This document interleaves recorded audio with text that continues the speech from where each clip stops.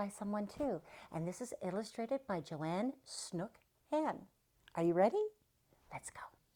When Susan White's dad took Kit to the community pasture in Tickle Cove for the summer, Susan said, "She won't stay here, Dad." "Susan," said Mr. White, "Kit has worked hard all winter. She's hauled wood for us and for Nan, and she's given you kids lots of sleigh rides, and she wants a summer holiday." "I know, Dad, but she won't want to stay here.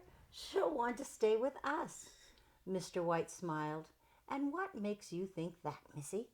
"Because," said Susan, "I know she will." That night, Kit pulled the Longers aside and trotted down the road to Tickle Cove. These are called Longers right there. Next morning, a strange noise woke Susan. Tump, tump, tump.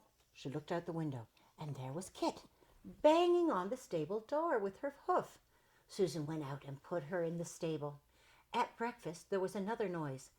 Tap, tap, tappy, tap, tap. Susan's dad opened the door, and in barged Uncle Johnny Harnum from over the way.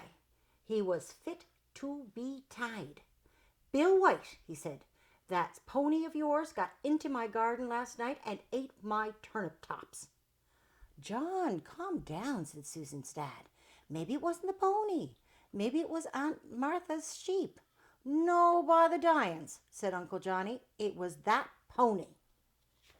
They all traipsed over to Uncle Johnny's garden to survey the damage. Sure enough, the turnip tops were all eaten. Susan picked up a leftover leaf and offered it to Kit, but Kit just wrinkled her nose at it. She didn't like it. "Look, Dad! Look, Uncle Johnny!"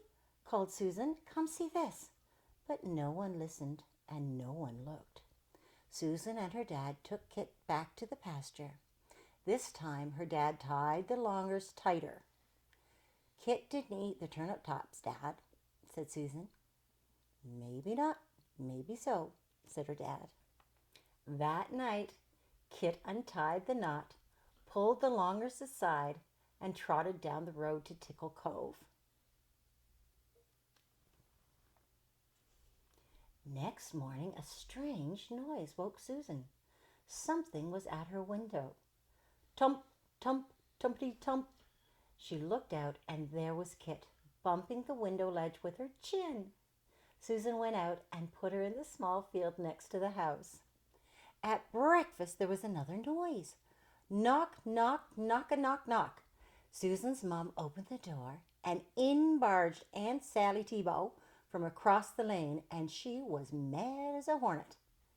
"Bill White," she said, "that pony of yours got into my garden last night and ate every single sign of my turnip tops." "Sally, calm down," said Susan's mom. "Maybe it was Bill Grogan's goat."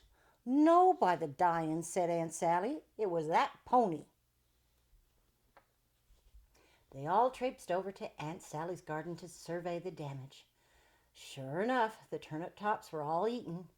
Susan noticed some tracks, but they certainly didn't look like pony tracks to her. "Look, Dad! Look, Aunt Sally!" called Susan. "Come see this." But no one listened and no one looked. Susan and her dad took Kit back to the pasture. This time her dad nailed the Longers in place. "She didn't eat the turnip tops, Dad," said Susan. "Maybe not, maybe so," said her dad. That night, Kit jumped the fence and trotted down to the road to Tickle Cove. Oh, can you see that picture? Oh, look who's in the garden. Next morning, a strange noise woke the whole family. Tumpity, tumpity, tumpity, and they all rushed to the back door to look. There was Kit, right up on the back bridge, knocking on the doorstep with her hoof. Suddenly, around the corner of the house marched Mrs. Pastor Posie from down the shore. She barged up the steps and into the kitchen, and she was in some tizzy. "Bill White," she said, "that pony of yours got into my garden last night and ate every single blessed one of my turnip tops." Susan's dad sighed. Her mother groaned. They all traipsed over to Mrs. Pastor Bussie's garden to survey the damage.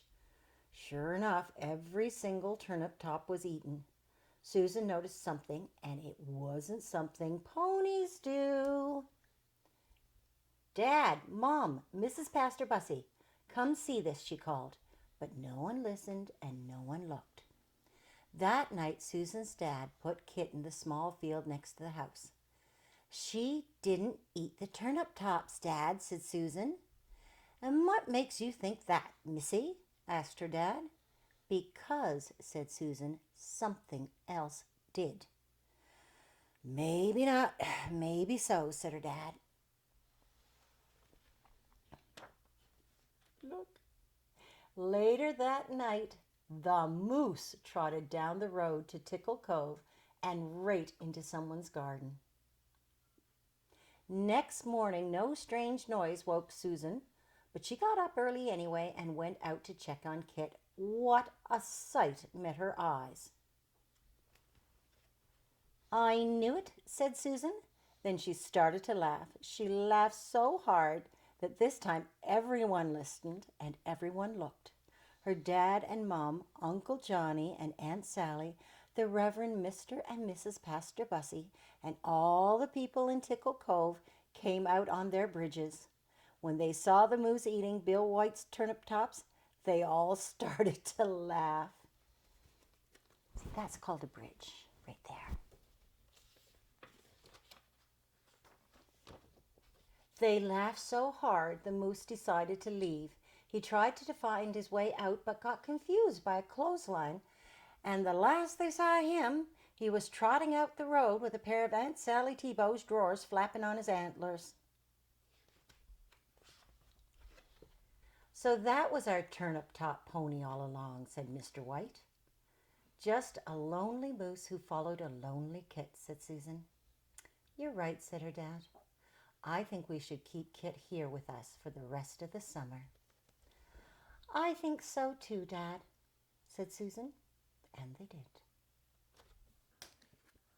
Wasn't that a great book? I've really enjoyed it. Do you know, here in Newfoundland, we have a lot of great children's authors. So when the library is open, be sure to ask for them, okay? All right. Are you ready for the next story? I am.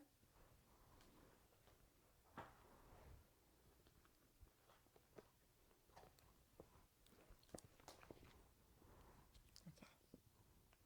Ready? Okay. The next story we have is Love You Forever, written by Robert Munsch and illustrated by Sheila McGraw. And this one we're dedicating to Michael, Charlie's brother. Love You Forever. A mother held her new baby and very slowly rocked him back and forth, back and forth, back and forth. And while she held him, she sang, I'll love you forever, I'll like you for always. As long as I'm living, my baby you'll be. The baby grew. He grew, and he grew, and he grew. He grew until he was 2 years old, and he ran all around the house, and he pulled all the books off the shelves. He pulled all the food out of the refrigerator, and he took his mother's watch and flushed it down the toilet. Sometimes his mother would say, This kid is driving me crazy. But at night, when that 2-year-old was quiet, she opened the door to his room and crawled across the floor and looked up over the side of his bed. And if he was really asleep, she picked him up and rocked him back and forth, back and forth, back and forth. And while she rocked him, she sang, I'll love you forever. I'll like you for always. As long as I'm living, my baby you'll be. The little boy grew. He grew and he grew and he grew. He grew until he was 9 years old. And he never wanted to come in for dinner. He never wanted to take a bath. And when Grandma visited, he always said bad words. Sometimes his mother wanted to sell him to the zoo.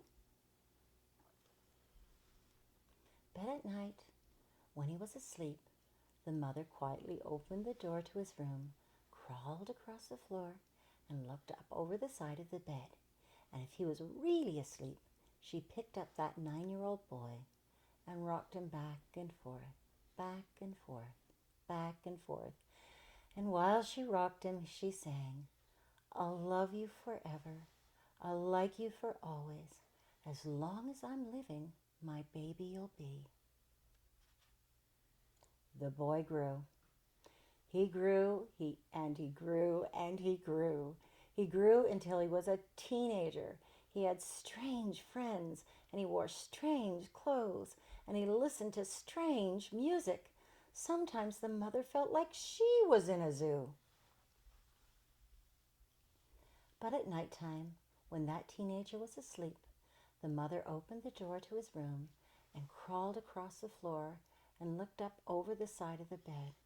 And if he was really asleep, she picked up that great big boy and rocked him back and forth, back and forth, back and forth.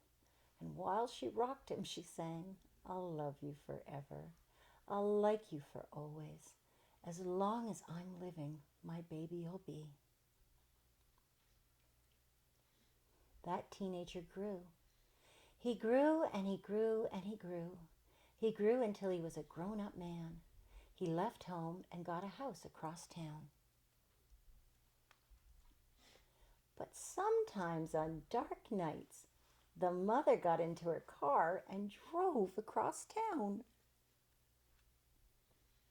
If all the lights in her son's house were out, she opened his bedroom window, crawled across the floor, and looked up over the side of his bed.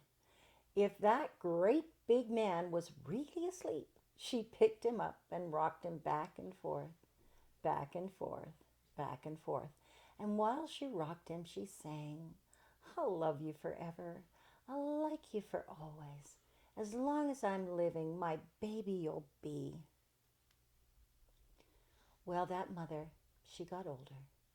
She got older and older and older. One day she called up her son and said, "You'd better come see me because I'm very old and sick." So her son came to see her. When he came in the door, she tried to sing the song. She sang, "I'll love you forever. I'll like you for always." But she couldn't finish because she was too old and sick.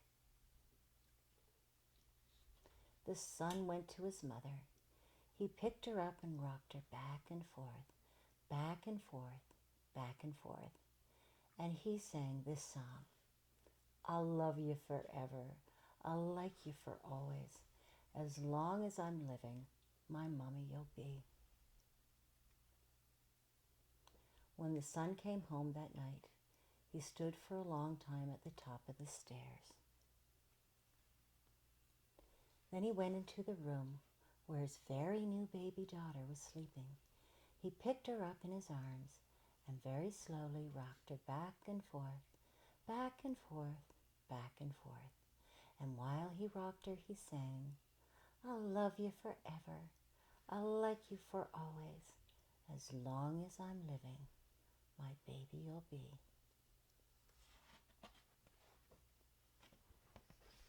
The end. Did you like that book? A lot of parents love this book. Are you ready for the next one? Me too. Our next book is Posie's Patterns, and this one was written by Tom Healy and illustrated by Joe Burrows. And this one is for Emma, who's the sister of Charlie and Michael. Are you ready? Let's go. Posie was a little girl who liked making patterns. Sometimes she put all her toys in a straight line with Tina, her favorite, in the middle. Sometimes she would line up her toys one behind the other with Tina at the front.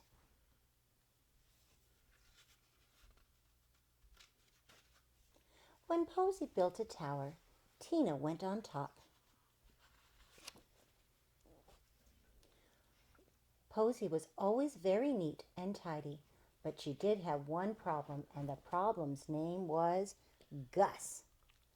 Gus was her little brother, and he was not very interested in neat patterns. He spent a lot of time pretending to be an airplane.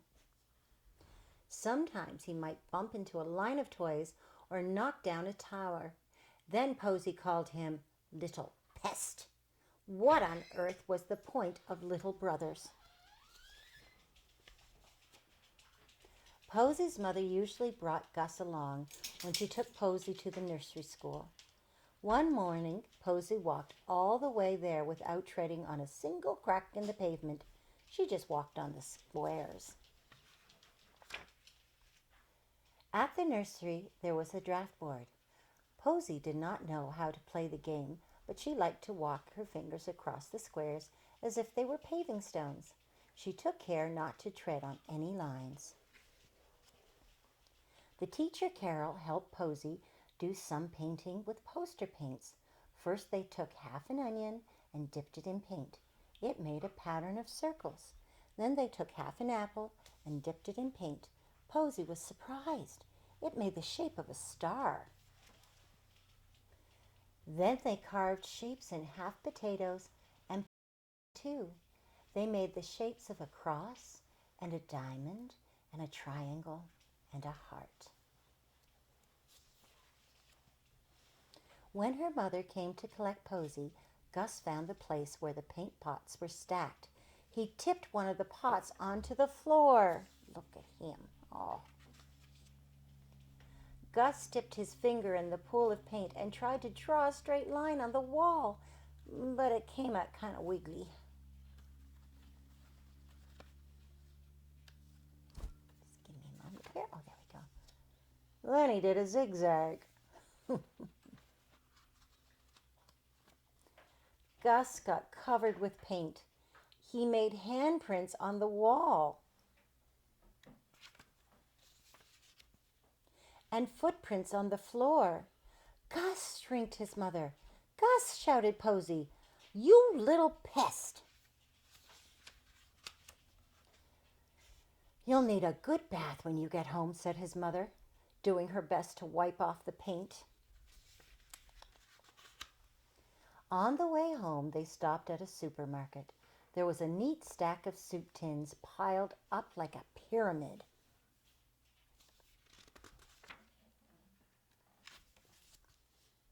Gus, no. Oh. While Posie and her mother piled the tins up again, Gus found a tube of toothpaste.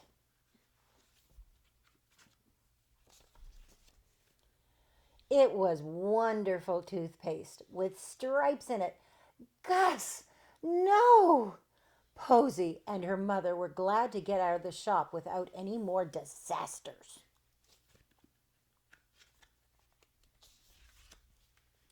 Back at home, Gus was given a good hot bath, and Posie was left in peace. She invented a new game. First, she made a circle with mats and cushions on the floor.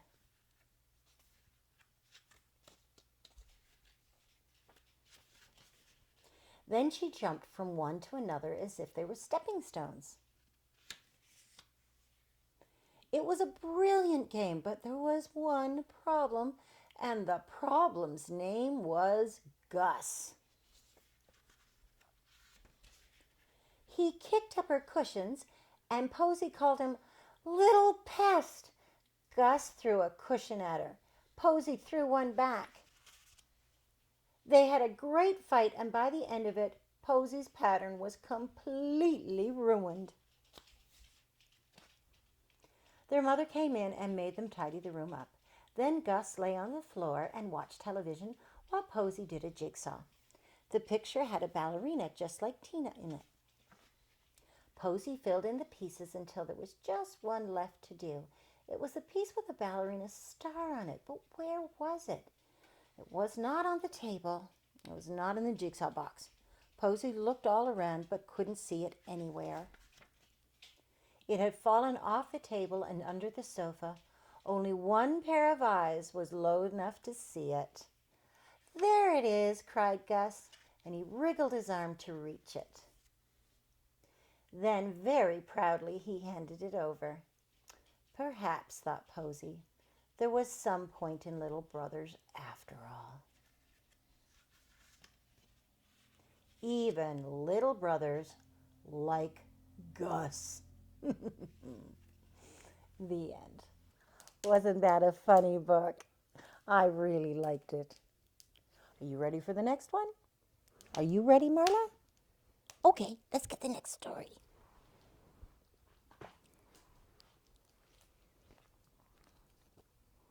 Our next book is The Wonderful Pigs of Gillian, Jigs. And this is written and illustrated by Phoebe Gilman. And this goes to our special friend Megan. A long time ago, as you may recall, Gillian Jigs never cleaned up at all. Gillian, Gillian, Gillian Jigs, it looks like your room has been lived in by pigs.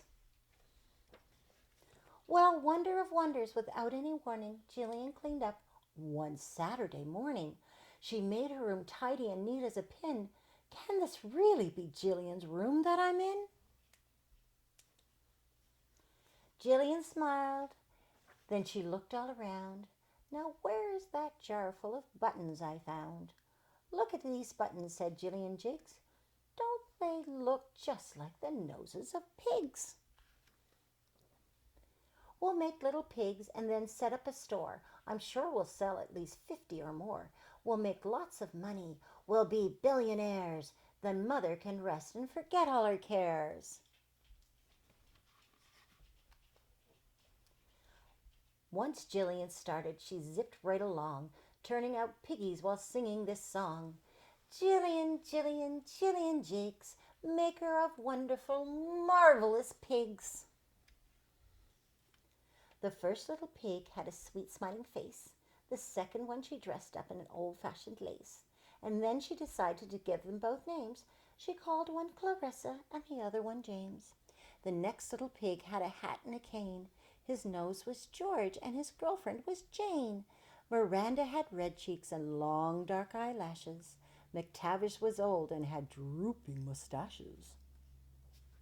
She made up a pirate pig, Blackberry Billy, to play with her princess pig, Lavender Lily. Gillian, Gillian, Gillian Jigs, maker of wonderful, marvelous pigs. A striped pig named Dudley and a plaid pig named Sue, a family of Martian pigs. Beep, bop, and boo. She might still be sitting there sewing away, except Rachel and Peter came over to play. Hi, Rachel. Hi, Peter. Quick, come on in. Guess what I'm making, she said with a grin. They couldn't believe it. Pigs, pigs galore, were scattered all over the bed, desk, and floor. Gillian, Gillian, Gillian Jigs, your room really looks like it's lived in by pigs. They gathered them up and they took them all out. They made up a sign and they marched all about.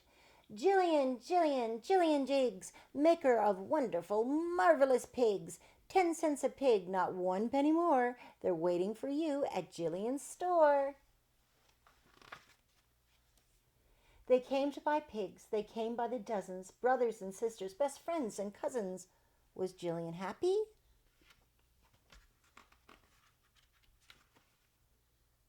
Now here's a sad tale. How could she put all her pigs up for sale? Oh no, not Marlene. She's so cute and so cuddly. Oh, not my Clarissa or Rosie or Dudley. I can't give up Marvin. He'll miss his friend Thomas. I'll never sell him. I gave him my promise.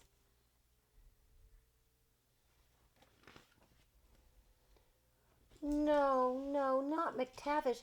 I can't let him go. And Blackberry Billy would miss me, you know. I can't sell poor Gregory. He has the flu. He should stay in bed for the next day or two. I simply can't do it. It's over. I'm through. Then all of a sudden she knew what to do.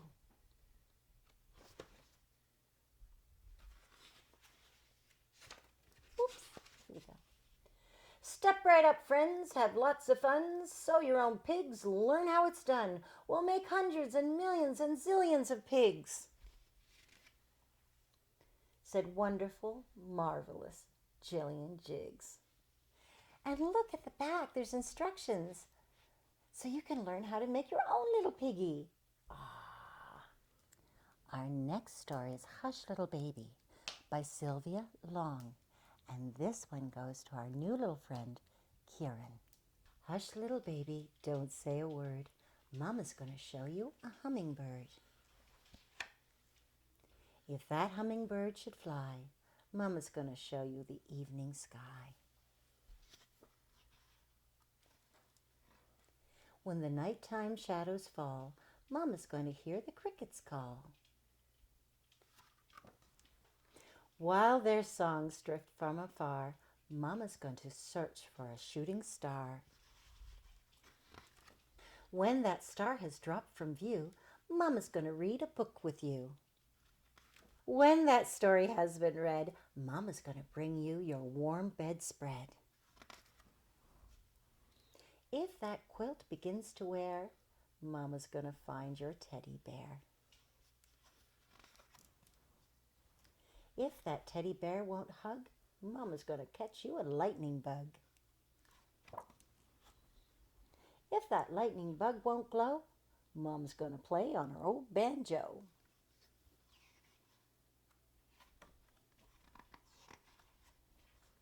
If that banjo's out of tune, Mom's going to show you the harvest moon.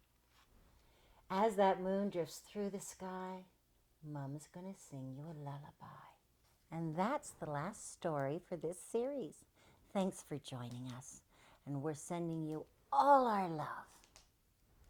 Aren't we, Marla? All our love. Dogs like books too. I know they do.